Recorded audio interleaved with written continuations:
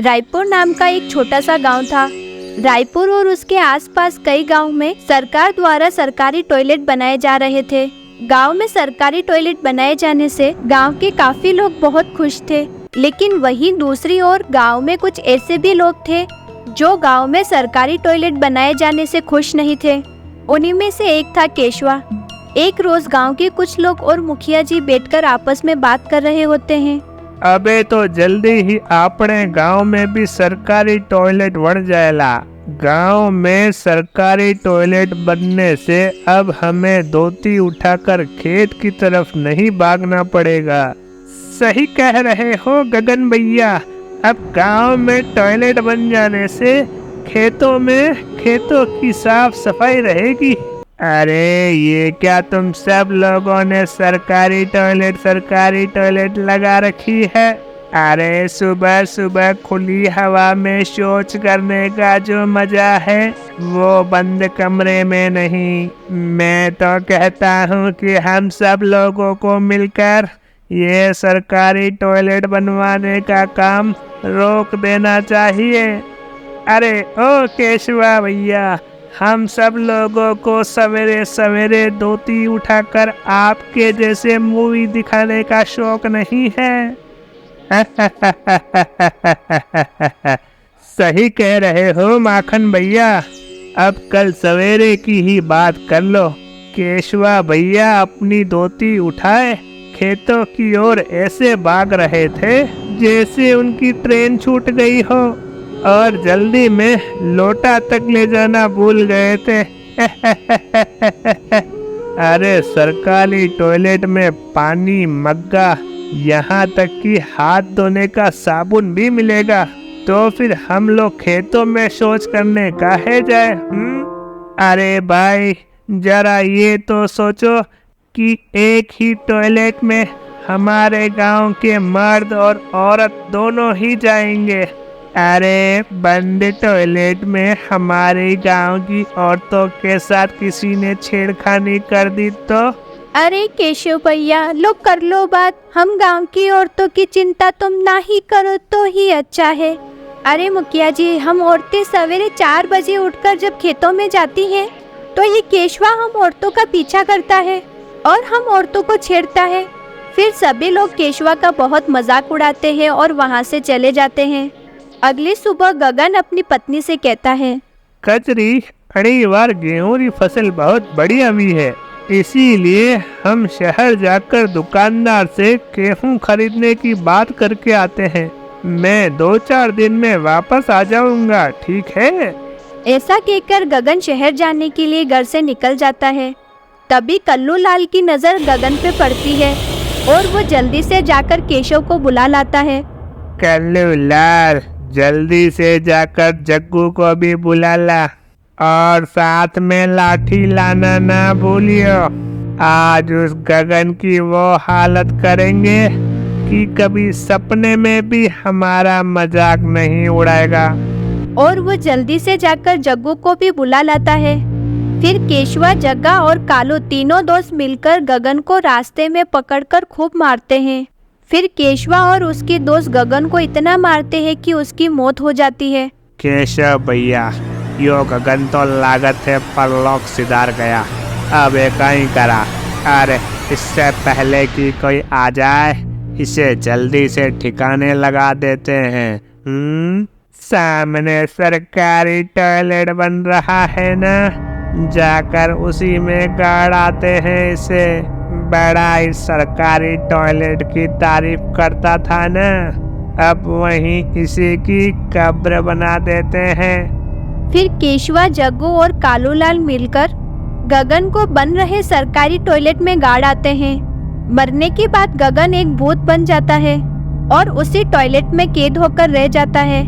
कुछ दिनों में गांव में सरकारी टॉयलेट भी बनकर तैयार हो जाता है। एक रात माकन को जोर से शौच लगती है और वो सरकारी टॉयलेट में हल्का होने चला जाता है। तभी उसे टॉयलेट में से किसी के कराने की आवाज सुनाई देती है। अरे भाई, कौन इतनी रात को हमारी फिरकी ले रहा है? अरे अरे कौन है भैया? काहे हमका रात में इतनी डरावनी आवाज निकाल कर डरा रहे हो? मुझे यहाँ से बाहर निकालो, नहीं तो मैं तुम्हें मार डालूंगा। तभी माखन वहाँ से डर के मारे भाग जाता है। जब सुबह होती है तो गांव के सभी लोग उस सरकारी टॉयलेट में शौच के लिए जाने लगते हैं।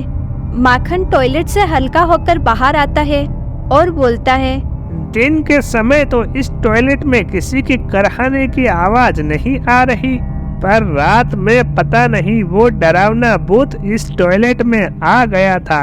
रात वाली बात अगर हमने किसी को बताई तो ये सब लोग हमारा मजाक बनाएंगे।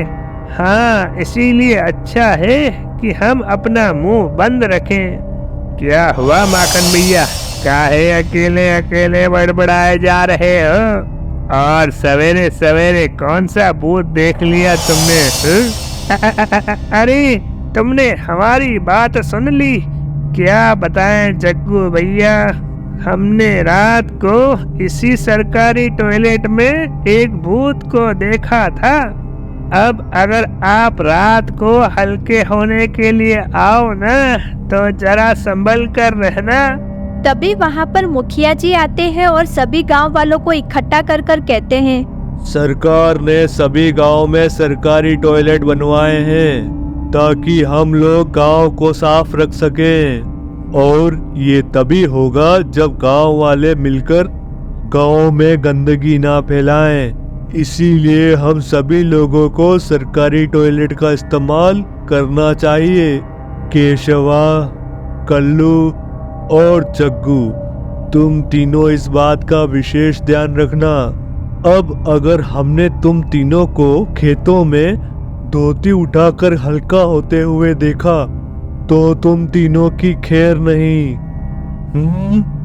एक गगन था जो हर वक्त सरकारी टॉयलेट के गुण गाए रखता था, और एक आप हो मुखिया जी जो हम लोगन के पीछे ही पड़ गए हो। हमको खुले में करने में मजा आता है। कौन सुबह सुबह संडास के लिए लाइन में लगे, हमारे लिए तो खेत ही बढ़िया है। उसी रात जग्गू को पेट में बहुत जोर से दर्द उठता है। लगता है आज कुछ ज्यादा ही खाना खा लिया। अब खेतों में तो हल्का होने जा नहीं सकते। मुखिया जी ने खेतों में जाने की मनाही जो की है। चलो तो आज तो सरकारी टॉयलेट ही इस्तेमाल कर लेते हैं। ऐसा बोलकर जग्गू टॉयलेट में हल्का होने के लिए जाता है। उसे अपने सामने भूत दिखाई देता है।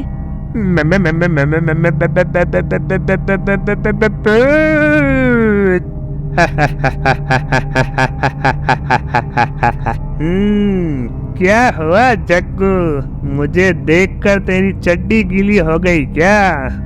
अरे अरे गीली नहीं, पीली हो गई क्या?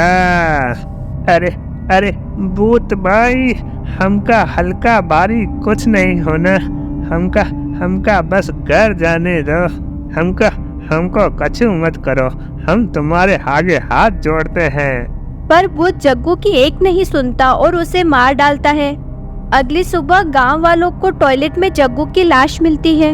ये जरूर उस टॉयलेट वाले भूत का ही काम होगा जो रात को लोगन को पकड़कर मार डालता है। ये भूत कुछ नहीं होता है। अरे ये भूत कुछ नहीं होता है। जरूर तुम लोगों को कुछ गलतफहमी हुई होगी। हम सच कह रहे हैं मुखिया जी, ये टॉयलेट एक भूत का टॉयलेट है जो रोज रात अपना शिकार करता है। हाँ, अगर ये सच में भूत का टॉयलेट है तो हमें आज रात को ही पहाड़ी वाले बाबा तांत्रिक को बुलाना पड़ेगा। अब वही इस भूत का कुछ कर सकते हैं।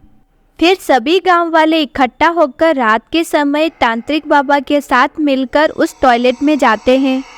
तांत्रिक बाबा टॉयलेट में खड़े होकर मंत्र पढ़ना शुरू करते हैं कि तभी वहां सभी लोगों को किसी के करहाने की आवाज़ सुनाई देती है। तभी भूत तांत्रिक के सामने आता है और उसकी नज़र केशवा और कालूलाल पे पड़ती है। वो उन दोनों की गर्दन पकड़ लेता है। अरे ओ केशवा, और कितनी बार दफन करेगा मुझे? तूने और तेरे दोस्तों ने मिलकर मुझे बहुत पहले ही इस टॉयलेट में दफन कर दिया है। भूत जी, ये आप क्या कह रहे हो? फिर भूत मुखिया और बाकी गांव वालों को सारी बात बताता है। हाय रे केशवा और कल्लू, तुम दोनों ने ये क्या कर दिया? अरे हाथी जितने कीड़े पड़े तुम दोनों को, मेरे पति को मार डाला रे, मार डाला। फिर भूत केशवा और कल्लू लाल का गला दबाकर मार डालता है। फिर उन दोनों के मरते ही गांव के लोग उस टॉयलेट से गगन की लाश को बाहर निकालकर उसका अंतिम संस्कार करते हैं, जिससे गगन की आत्मा को शांति मिल जाती है और वह हमेशा के लिए उस टॉयलेट को छोड़कर चला जाता है।